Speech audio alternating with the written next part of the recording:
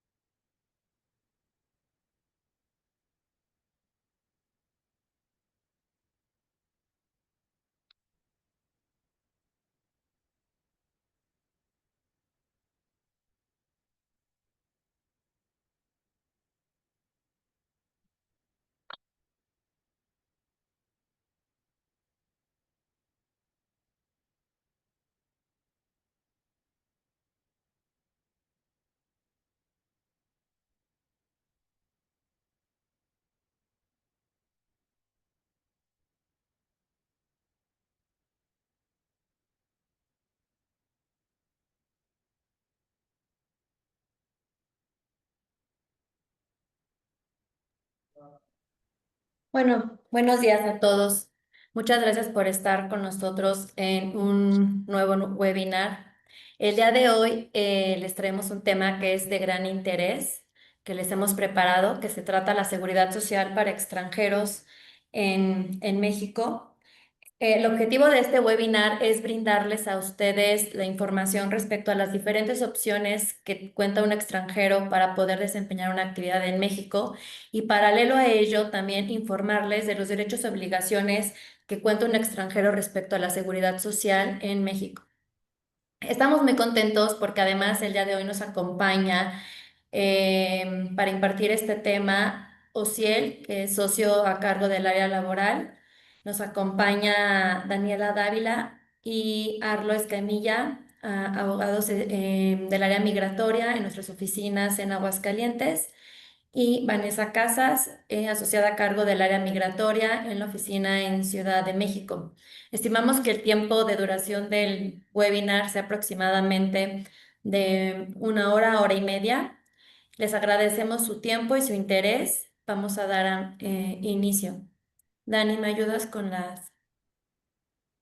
Bueno, los temas que vamos a abordar el día de hoy son aspectos generales de seguridad social para extranjeros, extranjeros trabajando en México por oferta de empleo por parte de una entidad mexicana, la proporción de trabajadores extranjeros versus mexicanos, extranjeros trabajando en México por cuenta y orden de una entidad en el extranjero y recuperación de aportaciones de seguridad social.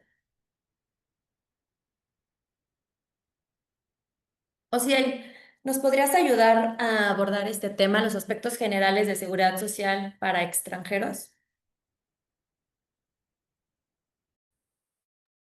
Claro, claro que sí. Muy buenos días a todas y a todos. Es un gusto estar esta mañana platicando sobre este tema.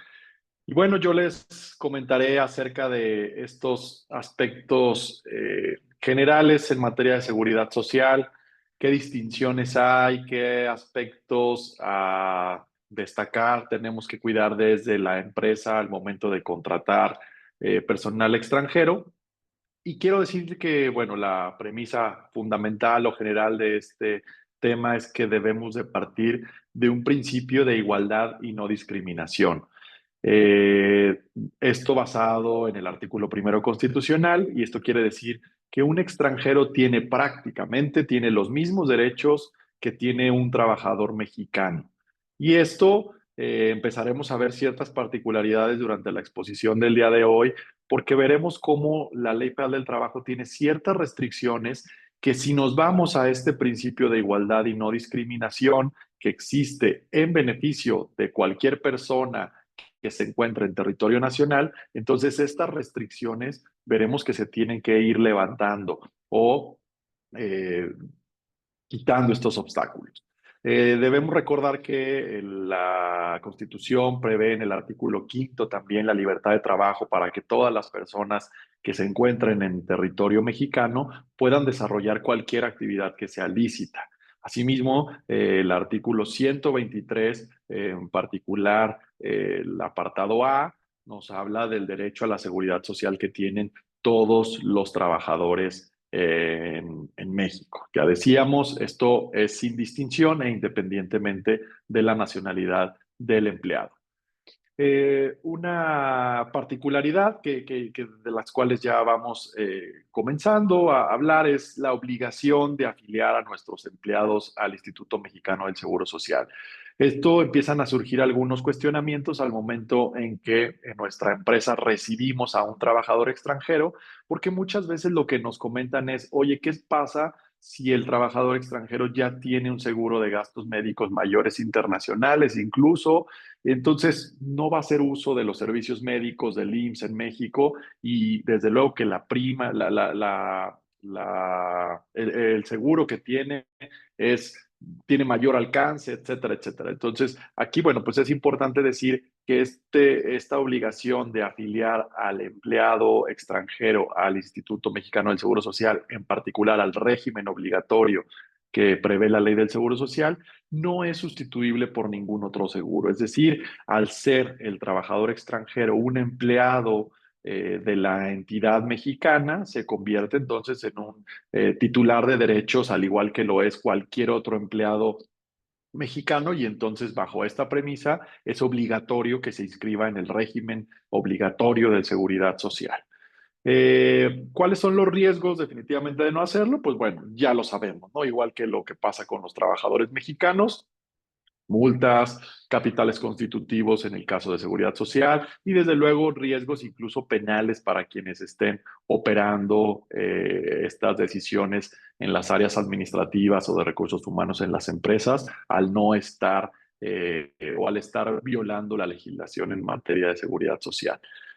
Solamente para recordar, cuando un empleado es inscrito al régimen obligatorio del Seguro Social, como sería el caso de un extranjero, se contratan 5 ramas de aseguramiento de manera automática. Y esto es la primera: enfermedades y maternidad, riesgos de trabajo, invalidez, retiro, cesantía, vejez y guarderías. ¿Qué es lo que nos protege? Pues bueno, la primera es todas aquellas enfermedades, estados patológicos que llegue a presentar el trabajador, así como en el caso de las trabajadoras mujeres, las licencias de maternidad de hasta 12 semanas, en donde la trabajadora tiene derecho a que se le pague el 100% de su salario, así como la atención médica en caso de que la llegue a necesitar. En el caso de los riesgos de trabajo, pues cualquier accidente o enfermedad relacionada con el trabajo, lo cual implica una cobertura del 100% del salario durante los días que el trabajador o la trabajadora deje de presentarse a causa de esto.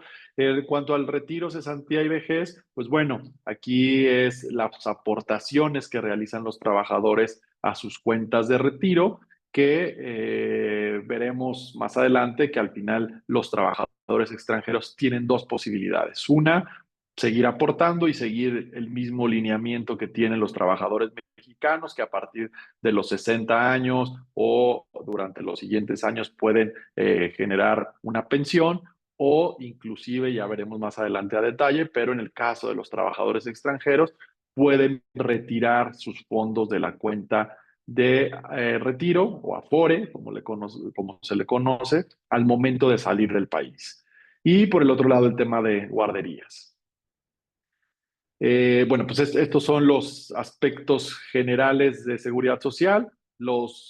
Algunos otros puntos que quiero compartir hoy es, al igual que los trabajadores mexicanos, tienen un tope de cotización, 25 salarios mínimos, de acuerdo al artículo 28 de la Ley del Seguro Social. Hoy en día, de acuerdo al salario mínimo en 2025, son 6,223 pesos. Es decir, si alguien gana más que eso, el tope de cotización ante el Seguro Social será de este monto. Y bueno, los aspectos prácticos en materia laboral, desde luego es necesario un contrato por escrito. Muchas veces también los clientes nos dicen, oye, pero yo ya tengo, este trabajador viene de la empresa, de la entidad extranjera, él ya tiene un contrato. Pues nosotros lo que recomendamos es que al estar iniciando una relación también con la entidad mexicana, porque existirá una subordinación, es decir, el trabajador prestará servicios a la entidad mexicana, trabajará en beneficio de la entidad mexicana y más en estos casos que ya decíamos, recibirá un pago de nómina de la entidad mexicana, será inscrito ante el Seguro Social por el registro patronal de la entidad mexicana. Entonces, lo que recomendamos es sí hacer un contrato por escrito, un contrato que tiene ciertas particularidades, como puede ser esta, ¿no? El referir que esta es un empleado que tiene una asignación probablemente temporal, que proviene de la entidad extranjera, etcétera, ¿no? El alta ante el IMSS también decimos, pues es uno de los aspectos prácticos que hay que hacer de inmediato. Y bueno, pues las aportaciones a Foro Infonavit, que ya decíamos que vienen en automático por el tema del registro ante el IMSS. Y el mensaje de esto, bueno, pues es el cumplimiento de la seguridad social, es un requisito legal y ético, es un derecho humano además que los trabajadores o cualquier persona, o los trabajadores extranjeros pueden reclamar y pues lo que se busca es que haya cumplimiento por parte de la empresa y desde luego que se eviten sanciones, así como proteger desde luego a los trabajadores que están en la compañía. Entonces, estos son los aspectos generales en materia de seguridad social y más adelante platicaré de algunos otros temas que tienen cierta relación con la materia laboral y de seguridad social con aplicación específica para trabajadores extranjeros. Muchas gracias. Muchas gracias, Ociel. De la mano con este tema, justamente vamos a abordar el tema de extranjeros con oferta de empleo por parte de una entidad mexicana, ¿no?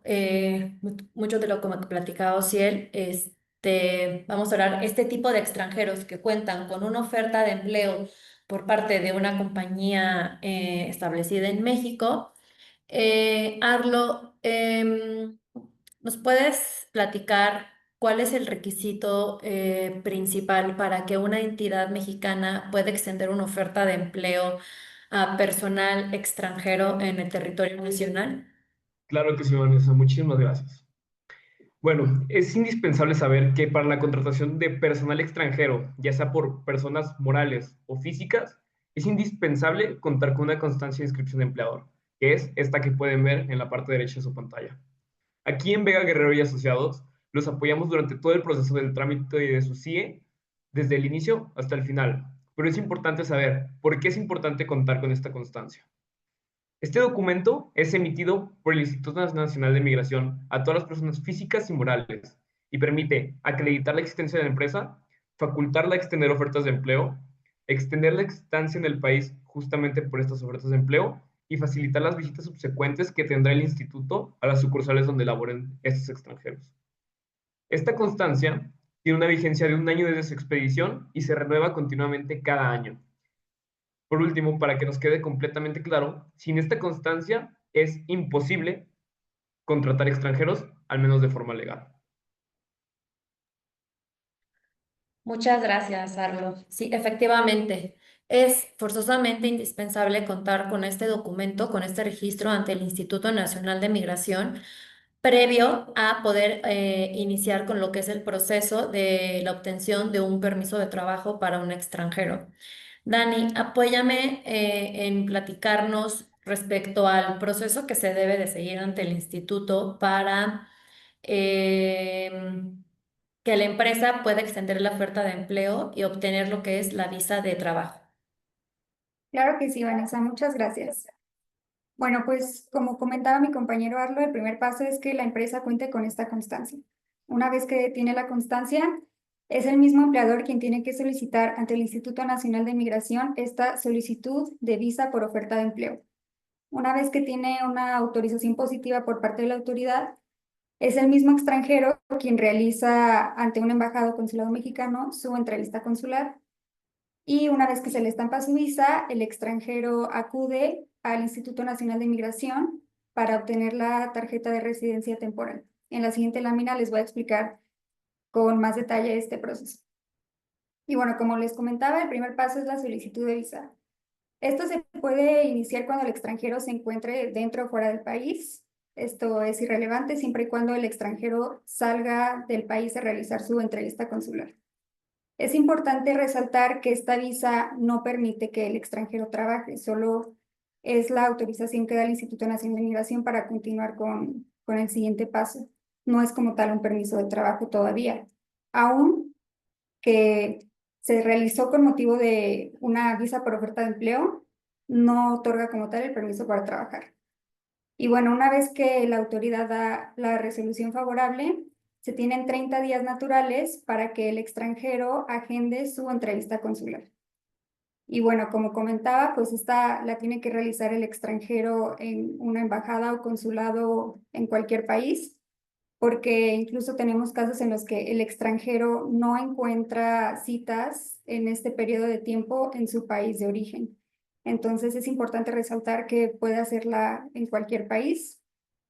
Y también es importante resaltar que debe conocer muy bien la información de su oferta de empleo, porque como el mismo nombre lo dice, pues le van a realizar una entrevista y el extranjero tiene que estar preparado para contestar las preguntas que tenga la autoridad.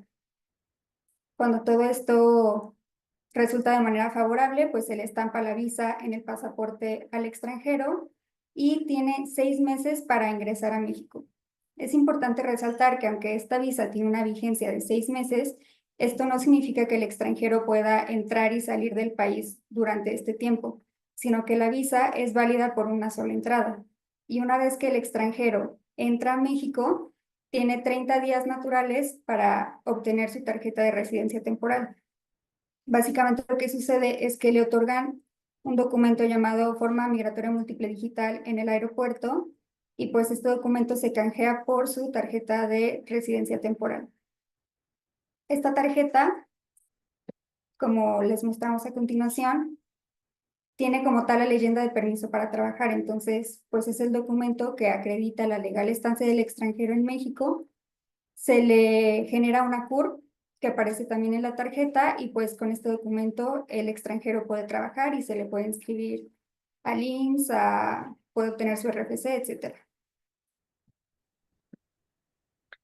Muchas gracias, Dani. Entonces, entendemos que hasta concluir las 3 etapas del proceso, la empresa en México ya lo puede dar de alta en su planilla como personal, ya que ya cuenta con la legal estancia, con el permiso para trabajar, con su CURP para poder iniciar con todos los trámites que es ante el IMSS y el SAT y puedan obtener su contratación de manera completa.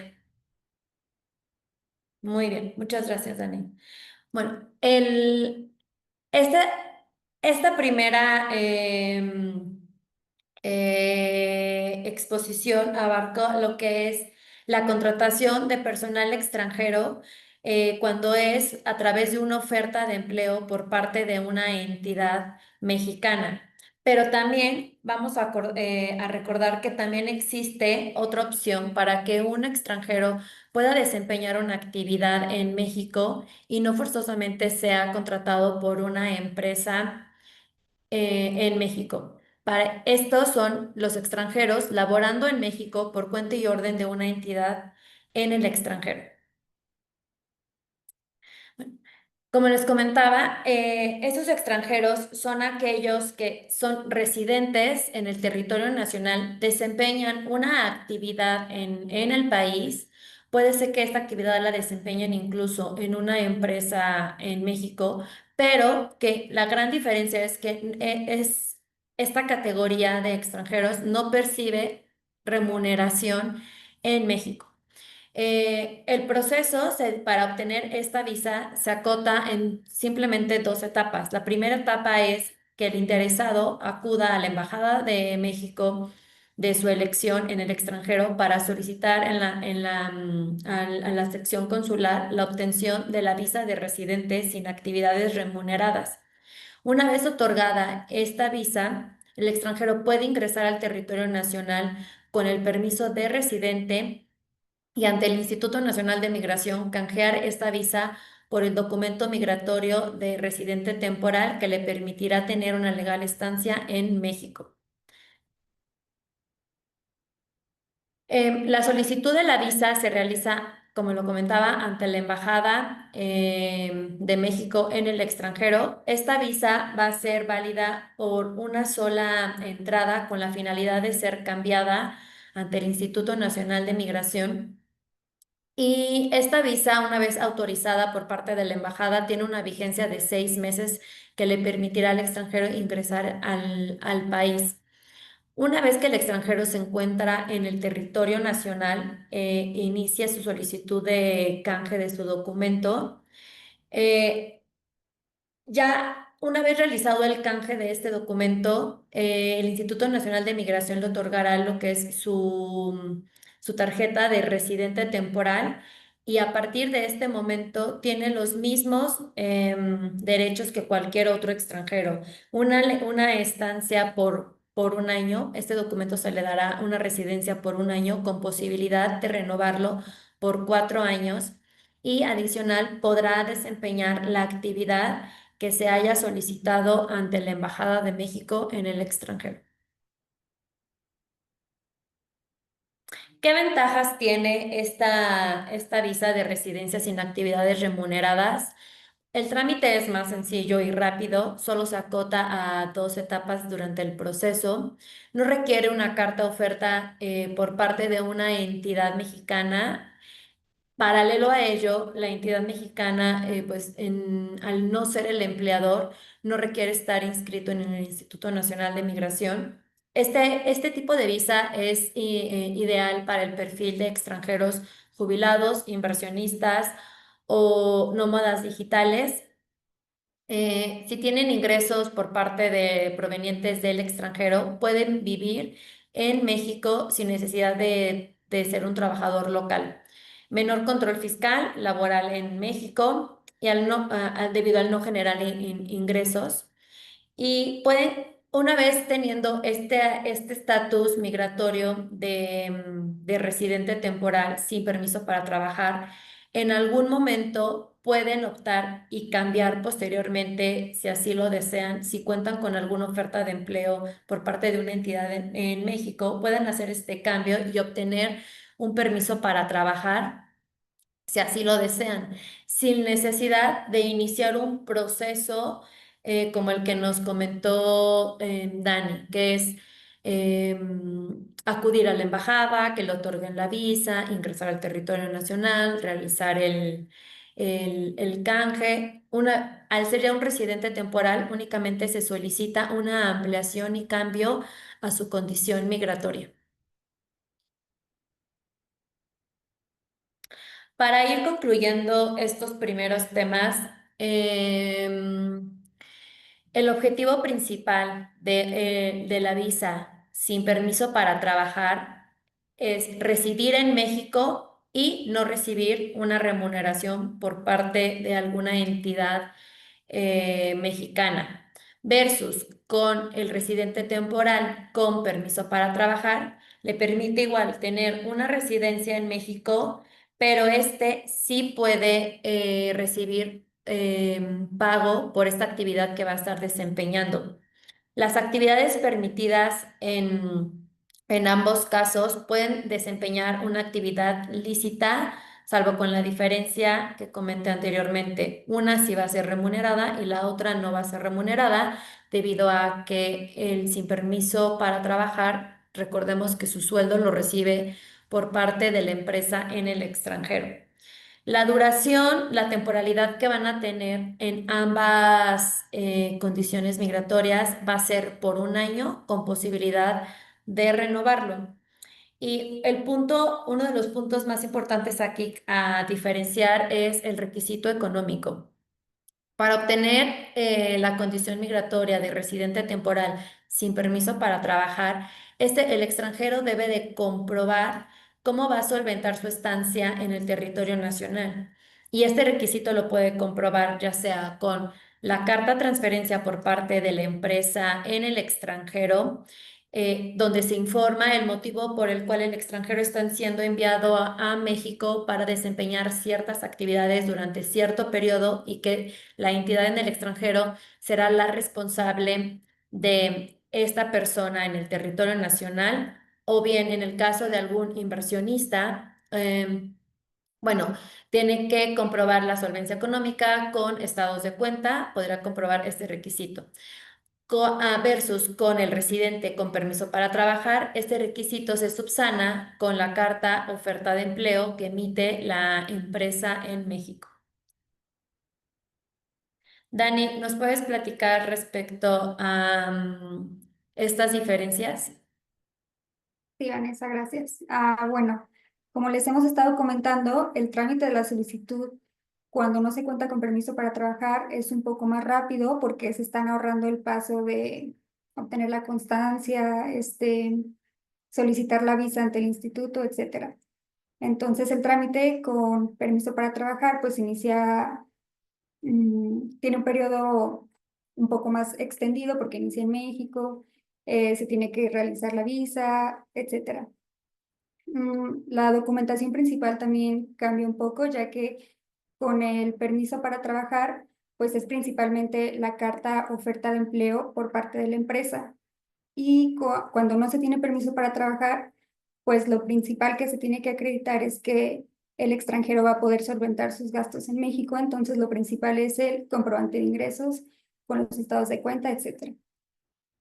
Respecto del cambio de estatus, cuando no se tiene permiso para trabajar, el extranjero tiene la posibilidad de cambiar eventualmente y pues solicitar un permiso para trabajar o cambiar a algún otro tipo de visa. Y pues tiene la misma ventaja de que cuando cumple con los 4 años, pues podrá solicitar su residencia permanente. Por el otro lado, cuando ya se tiene el permiso para trabajar, el extranjero tiene la posibilidad de cambiar de empleador. Si quiere cambiar de empresa, no representa ningún problema para su condición migratoria. Y también tiene la misma ventaja de que a los 4 años pues puede solicitar su residencia permanente. Respecto a los accesos a beneficios laborales, básicamente ambos tienen acceso, porque como comentaba Ociel, debido al artículo 1 constitucional y bajo los principios de no discriminación y de igualdad, pues no se les puede negar el acceso a la seguridad social, aun si no tienen un permiso para trabajar. Entonces, como conclusión, pues ambos tienen acceso a los servicios de seguridad social. Muchas gracias, Dani. Arlo, platícanos, por favor, respecto a estos puntos, las obligaciones fiscales, familiares independientes y las restricciones importantes, haciendo esta diferencia en ambas condiciones. Claro que sí, muchísimas gracias, Vanessa. En cuanto a obligaciones fiscales, las personas que les es expedida una visa para realizar actividades no remuneradas, generalmente no declaran impuestos siempre que no se traten de ingresos locales.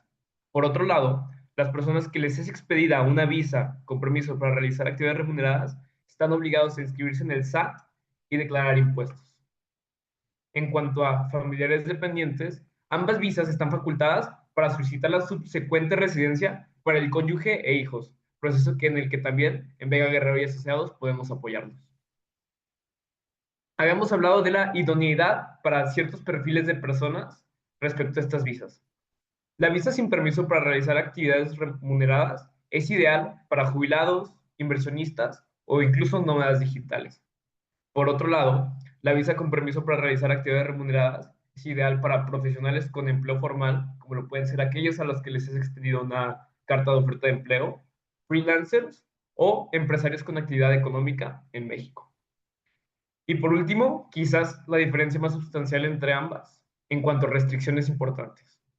Mientras que la visa sin permiso para realizar actividades remuneradas no permite realizar ninguna actividad que implique la percepción de ingresos dentro del territorio nacional, la visa con permiso para realizar actividades remuneradas solo le permite a la persona que le es expedida trabajar en la empresa o actividad en la que fue autorizada por el instituto.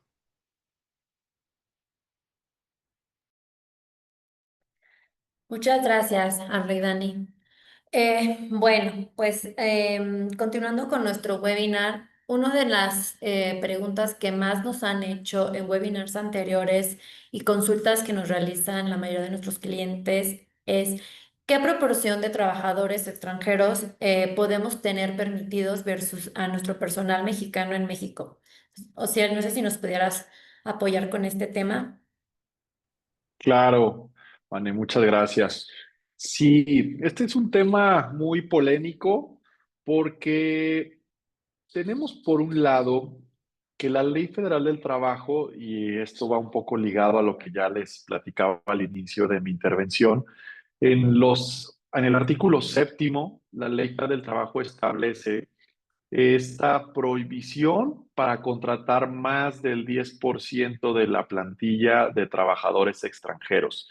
Esto ha dado pie a que pues bueno, exista este obstáculo, digamos, para que las empresas contraten más personal extranjero de este 10%. En particular, la ley nos dice en toda empresa o establecimiento, el patrón deberá emplear un 90% de trabajadores mexicanos, por lo menos.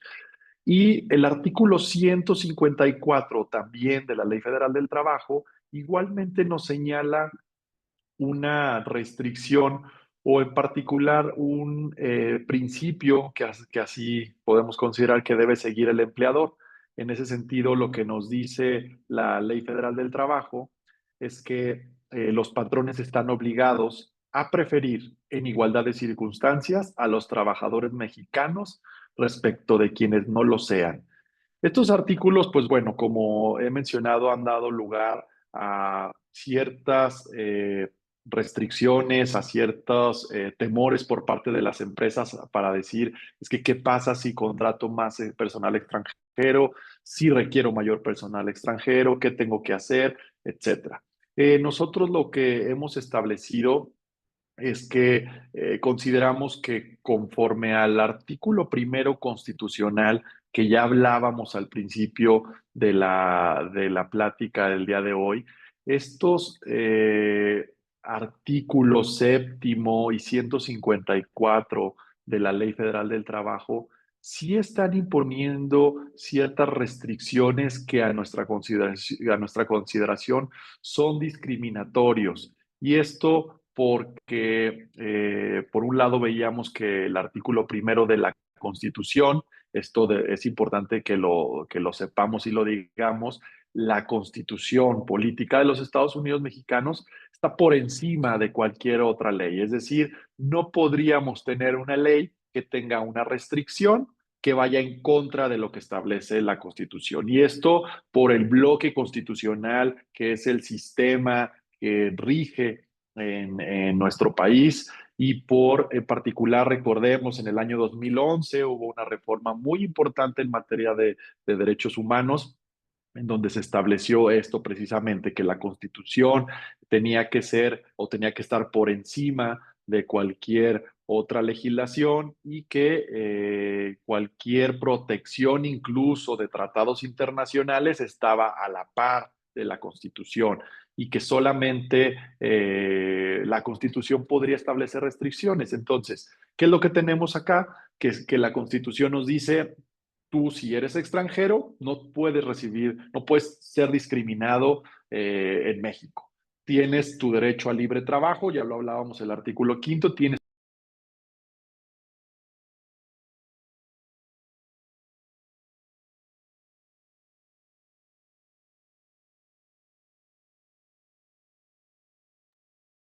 Creo que se cortó, pero ya estamos otra vez de regreso, ¿verdad? Ok, entonces,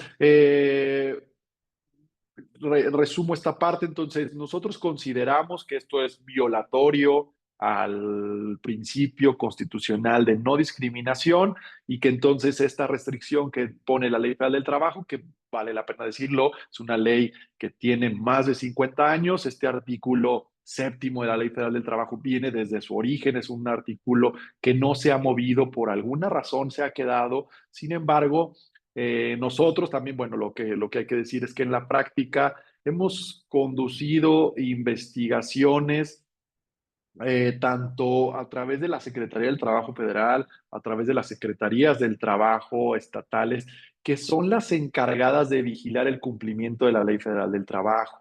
Esto también cuando lo hemos llegado a discutir con algunas empresas, surge este cuestionamiento de, oye, pero puede venir el Instituto Nacional de Migración a hacerme alguna verificación, a imponerme alguna sanción sobre esto. Lo que nosotros hemos dicho es que no, porque el Instituto Nacional de Migración no tiene facultades para aplicar una referencia de la Ley Federal del Trabajo. Es la Secretaría del Trabajo la que lo tiene que hacer. Entonces, la Secretaría del Trabajo hemos nosotros, como les decía, hecho investigaciones y la verdad es que hemos encontrado que la Secretaría del Trabajo prácticamente ninguna, ni la federal ni las estatales, ha aplicado este artículo, es decir, que haya hecho que haya aplicado una sanción, ni siquiera incluso hemos detectado alguna verificación, es decir, una inspección en donde a lo mejor se haya dado cumplimiento y listo, sino que tampoco hemos encontrado que se haya sancionado a una empresa por exceder estos límites. Lo hemos cuestionado con diversos representantes, insisto, tanto de la Secretaría del Trabajo Federal, estatales, y no hay un antecedente, y todos hacen esta referencia a que precisamente la Constitución, al cuidar esta parte de la no discriminación, pues impide que la Secretaría del Trabajo pretendiera hacer cumplir esto. Entonces, lo que decimos es, sí está la restricción en ley, sin embargo, en la práctica, en la aplicación, consideramos que esto no tiene ningún sentido ni tiene ninguna aplicación.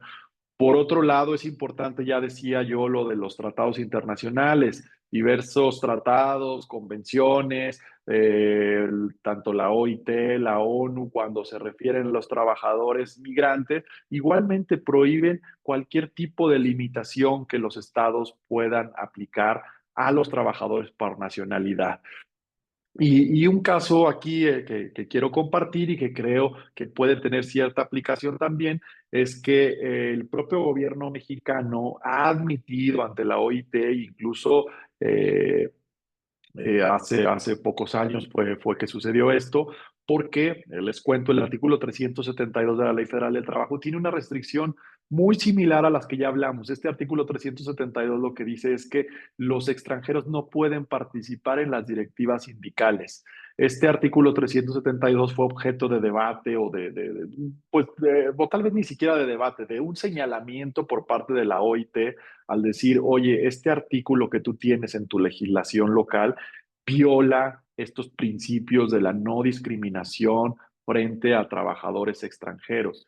Y lo que el Estado mexicano presentó como argumento fue que se trataba de letra muerta, que si bien es cierto estaba en la Ley Federal del Trabajo, tal cual lo que señaló es, se trata de letra muerta porque en México a partir de 2011 existe un nuevo paradigma de derechos humanos, una nueva reforma que prohíbe o que deja, o prácticamente así, deja por letra muerta cualquier restricción que tengan las leyes y que vaya en contravención a lo que establece la Constitución Política de los Estados Unidos Mexicanos. Entonces, lo que nosotros regularmente hemos hecho con clientes que exceden la contratación del 10% es una especie de memorándum, de dictamen en donde hacemos todo este análisis constitucional y explicamos el por qué desde la perspectiva jurídica y de protección de los derechos humanos, tanto en beneficio tanto en beneficio de la empresa como de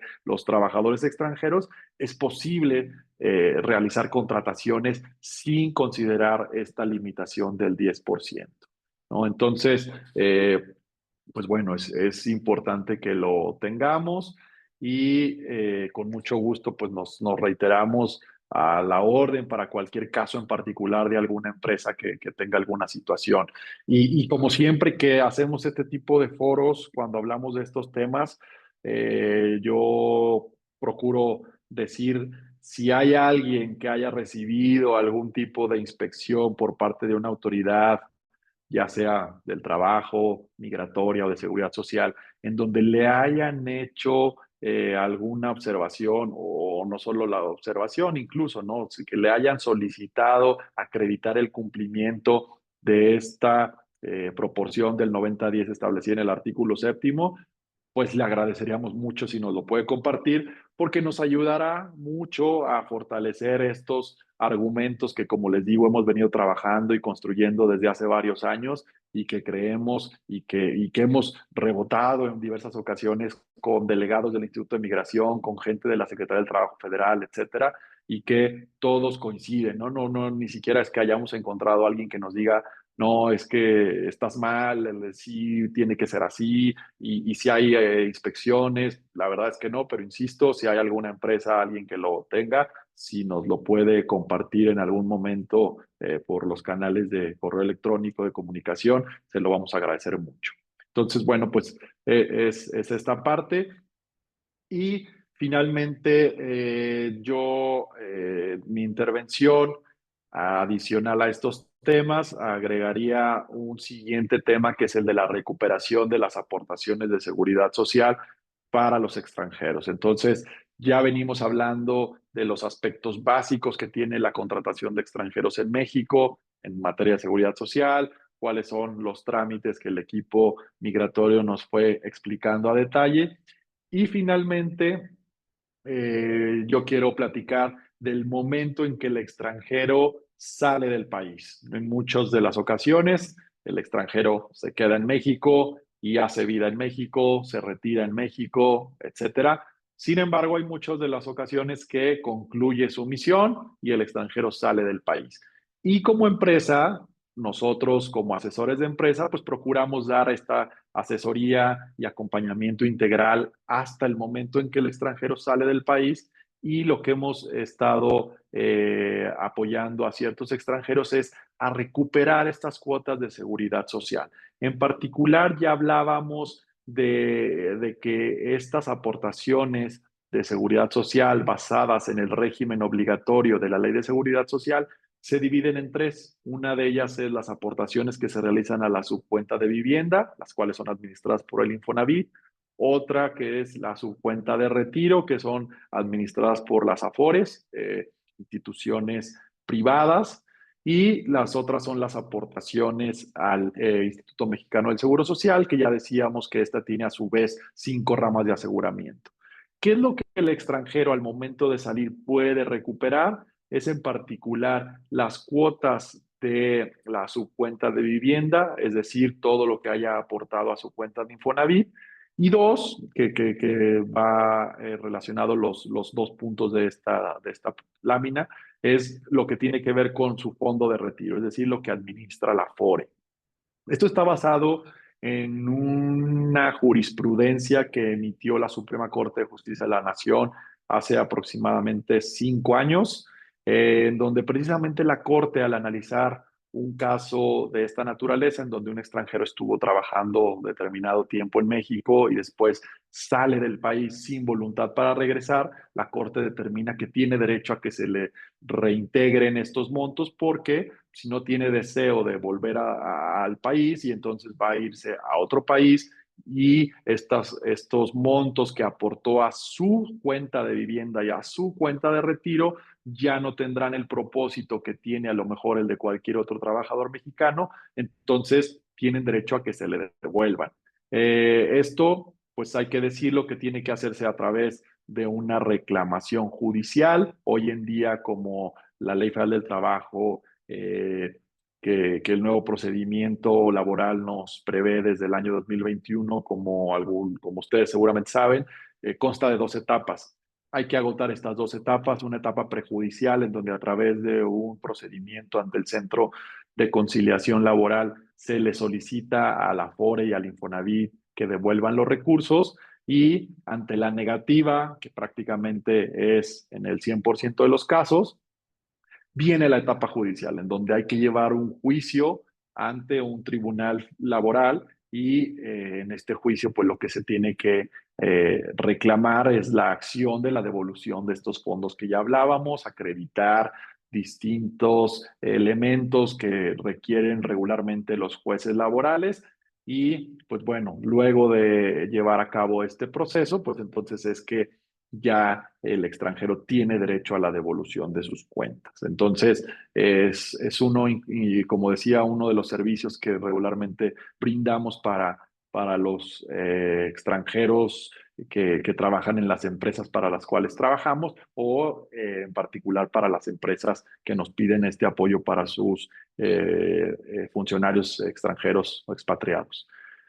Algunas preguntas. ¿Puedo recuperar mis fondos si planeo volver a México? En teoría no. En teoría, como les decía, este criterio jurisprudencial está basado en que el extranjero sale del país, pero una parte importante es que no tiene el deseo de volver al país. Sin embargo, bueno, pues al final de cuentas, esto es un tema muy subjetivo, ¿no? Porque hoy en día yo probablemente no tengo el deseo de volver a México, pero yo no sé si el día de mañana o dentro de un año se me presenta una nueva oportunidad de volver a ir a México. Entonces, simplemente es algo que durante las audiencias que se pueden llegar a desahogar, es importante que el extranjero lo sepa. ¿Quién puede iniciar este proceso?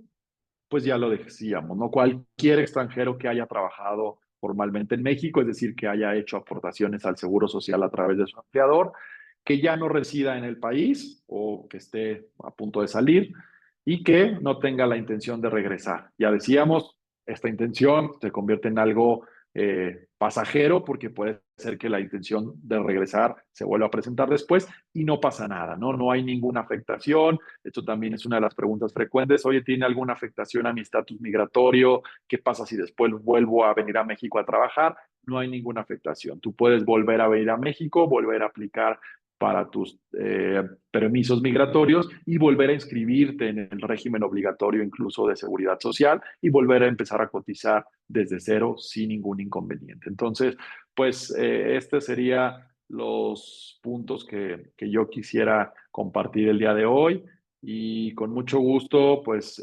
dejo aquí la voz a Vanessa para que nos apoye con lo siguiente. Gracias. Muchas gracias, Ociel. La verdad, con toda esta explicación, creo que nos ha quedado más que claro y nos han aclarado muchísimas dudas que la verdad a nosotros constantemente luego nos preguntan nuestros extranjeros, los de recursos humanos de nuestros clientes en nuestras empresas, bueno, nos preguntan, tienen esta incertidumbre respecto al porcentaje del personal de contratación y bueno, creo que quedó más que claro. Vamos a dar, bueno, hemos concluido los temas que hemos preparado para ustedes. Les agradecemos su tiempo. Vamos a dar inicio a la sesión de preguntas y respuestas. Vamos a abrir los micrófonos o si quieren ir escribiéndonos en las preguntas para leerlas. Vamos a dar unos minutitos para, si alguien tiene, Dani, ¿me ayudas a abrir los micrófonos para si alguien tiene alguna pregunta, por favor, nos las puedan hacer.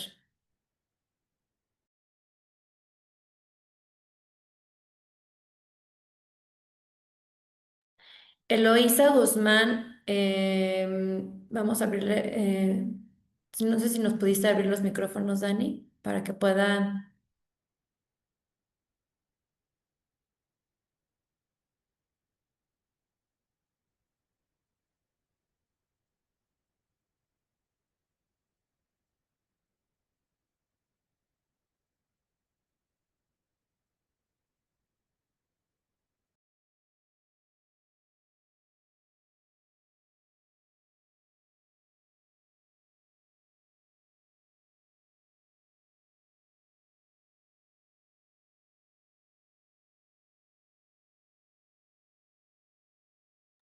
Eloísa, ¿tienes abierto tu micrófono si nos gustas dar tu pregunta?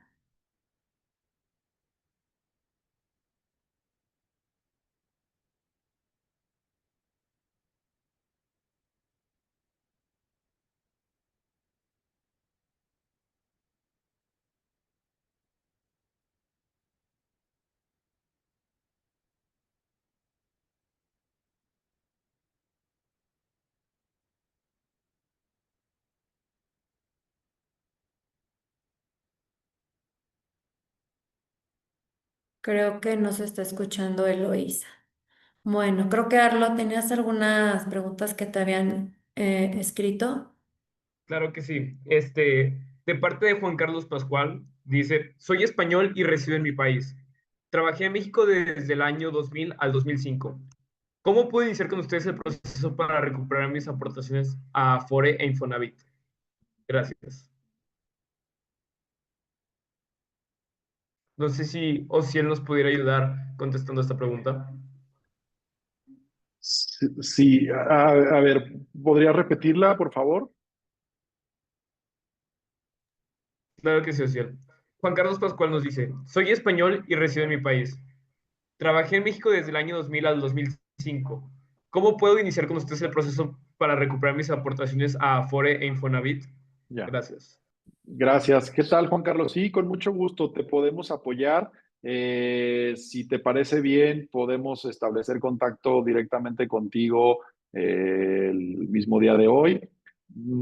Son algunos aspectos básicos que necesitamos es tener tu último estado de cuenta de Afore. Esto es importante porque es un requisito de procedibilidad de la demanda, es decir, para que la demanda sea admitida, dentro de los requisitos que nos van a pedir es exhibir tu último estado de cuenta de Afore. Sé que en muchas ocasiones, por los años que han transcurrido desde que saliste del país, no se tiene actualizado, pero igual, bueno, podemos apoyarte en ver la posibilidad de obtenerlo y comenzar el proceso. Entonces, si te parece bien, te enviamos un correo un poco más tarde y nos coordinamos para poder explicarte a detalle cuál sería el procedimiento.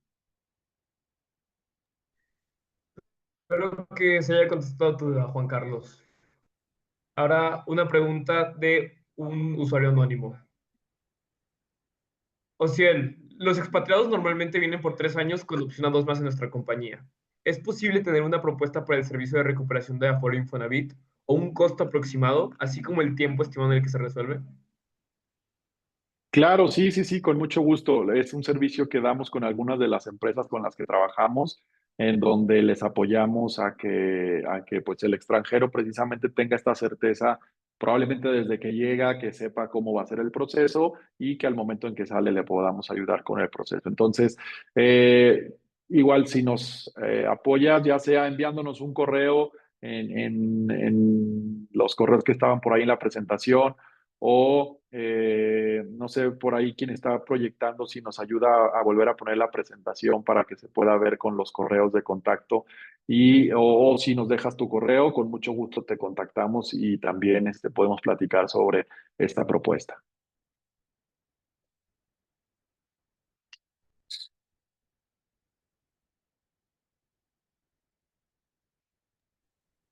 Bueno, Alma Guerra nos pregunta, ¿qué repercusión tiene la empresa si no tiene actualizada la inscripción del empleador? Buenos días, Alma. Bueno, efectivamente, si ustedes tienen en su empresa contratado personal extranjero y no cuentan con la constancia de inscripción del empleador, pues sí tiene repercusiones ante el Instituto Nacional de Migración. Como lo comentábamos, deben de tener este registro ante migración para poder ustedes extender una oferta de empleo a personal extranjero. ¿Qué repercusiones serían? Pues en caso de alguna visita por parte de la autoridad migratoria, que ustedes puedan ser sancionados con el pago de una multa. Y bueno, la autoridad los invitará a que deben de regularizar su registro, que se inscriban, que obtengan este registro y al personal extranjero. Bueno, obviamente lo van a tener que, también va a tener que regularizar su situación migratoria. Ahora sí, Eloísa Guzmán. Hola, yo tengo un extranjero francés, trabaja físicamente en México, sin embargo, su pago lo recibe a través de mi planta hermana en Estados Unidos. ¿Cómo puedo organizar su estancia legal en México si tiene una green card? Sí, el estatus que este extranjero debe de tener en México sería la opción que comentamos, un residente temporal sin permiso para trabajar en el país, lo cual le va a permitir tener una legal estancia en México, ser un residente en México, trabajar para la compañía en México y que perciba su sueldo por parte de la filial en los Estados Unidos. Con mucho gusto también podemos apoyarlos en este proceso. Aquí ya Dani ya proyectó los datos de contacto, ahí vienen nuestros correos. Si no, Ahorita se los escribimos para que aquí los tengan a la mano, tanto el de Ociel como el mío, para en caso de que sus dudas no sean, no hayan quedado claras, nos puedan mandar un correíto y poder comentar a fondo estos temas. Creo que Diego Portugués también tenía una pregunta. Diego,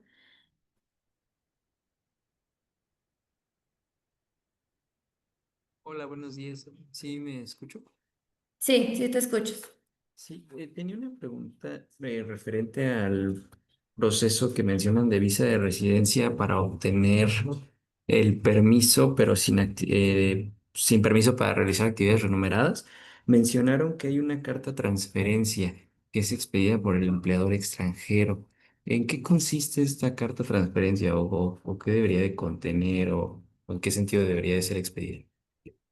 Sí, esta carta transferencia, la finalidad de esta carta transferencia, o también se le conoce como carta mandato, ubiquemos que este trámite, este proceso se realiza ante la Embajada de México en el extranjero y esta carta, la finalidad es informar a la autoridad en el consulado para que le puedan otorgar esta visa, es explicarle y hacerle saber el motivo por el cual está solicitando, en este caso el extranjero, este visado. Entonces, los puntos importantes que debe contener el documento de manera general y ya en lo particular, te los podemos comentar. Si gustas, podemos tener un meet, podemos agendar un meet posterior a esta sesión. Ahí vienen los datos de contacto, pero te los platico, pues deben de tener los datos generales del extranjero, informar la actividad que va a estar desempeñando en México, el objetivo de por qué está siendo enviado, en este caso a México, informar también quién será el responsable de esta persona. En este caso, pues se brindan los datos de la empresa en el extranjero. Con este documento la finalidad es poder subsanar lo que es el requisito de cómo esta persona va a financiar su estancia durante su estancia en el país. No sé si fue claro. Y muchísimas gracias. Muy bien. No sé si tengan por ahí alguna otra más, por ahí alguna otra duda.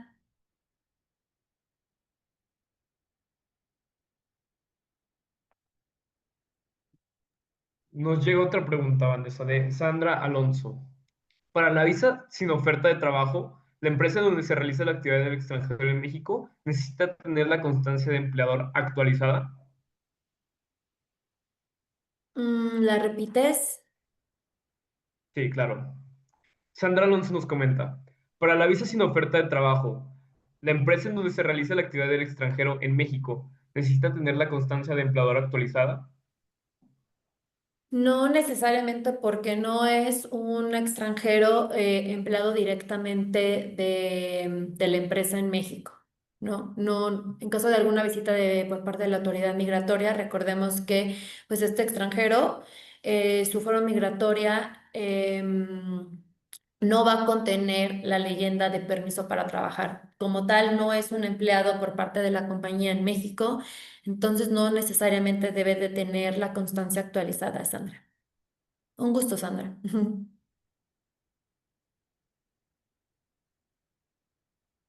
Si alguien tiene una pregunta más que gustaría realizar, está abierto el chat en Q&A para que nosotros recibamos sus preguntas.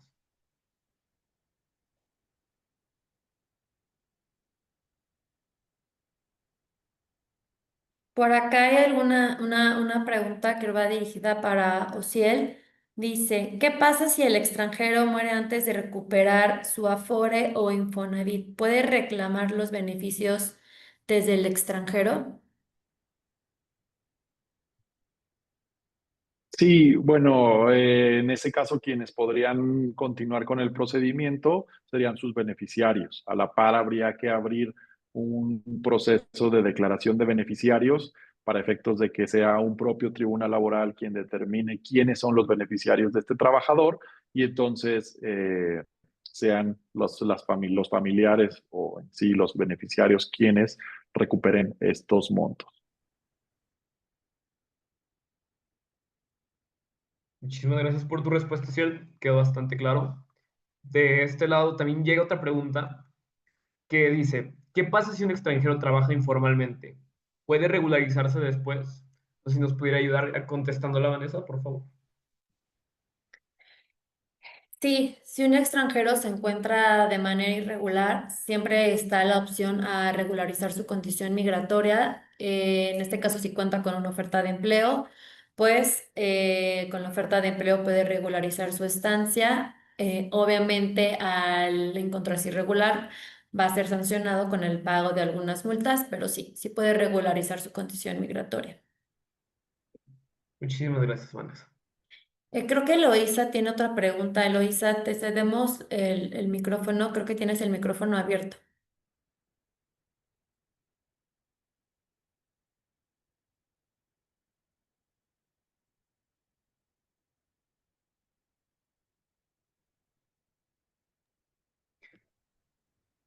Dice Loisa que no tiene ninguna otra pregunta, pero de este lado nos llegan todavía más preguntas, Vanessa. Dice, ¿qué riesgos legales enfrenta una empresa que contrata a un extranjero con visa de residencia sin actividades remuneradas, pero que en la práctica, en realidad, sí trabaja? Bueno, pues sí cuenta con, sí tiene riesgos porque al final, al sí estar trabajando en México, pero no cuenta con el permiso de trabajo, recordemos que es un extranjero que se encuentra de manera irregular, ya que no cuenta con el permiso para trabajar. Entonces, en este caso, tanto el extranjero como la empresa son responsables y, y deben de regularizar esta situación. En este caso, el extranjero deberá de, recordemos que parte de la exposición comentamos de que la opción del extranjero que no cuenta con permiso para trabajar, si en algún momento llegara a tener una oferta de empleo por parte de una empresa en México, sí puede hacer el cambio. Entonces, podría, debería más bien de actualizar su condición migratoria y obtener su permiso para trabajar para que ambos se encuentren de manera regular ante la autoridad migratoria.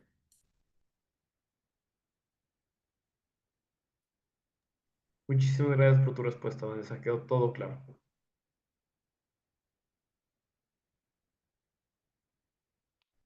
Vamos a dar unos minutitos si tienen más preguntas.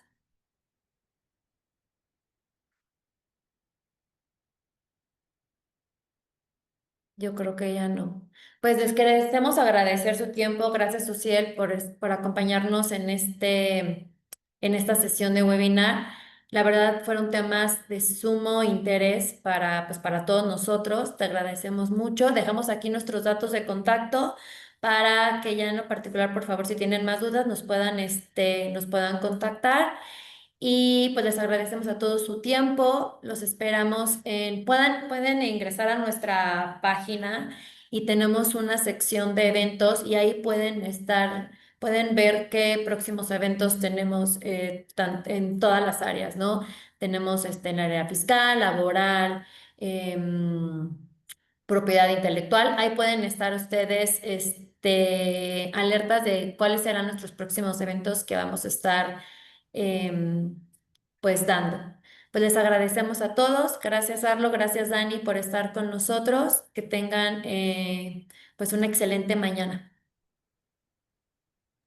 Hasta luego, Vanessa. Hasta luego, Muchísimas muy buen gracias. día. Muchísimas gracias Gracias, también Dani. a todos.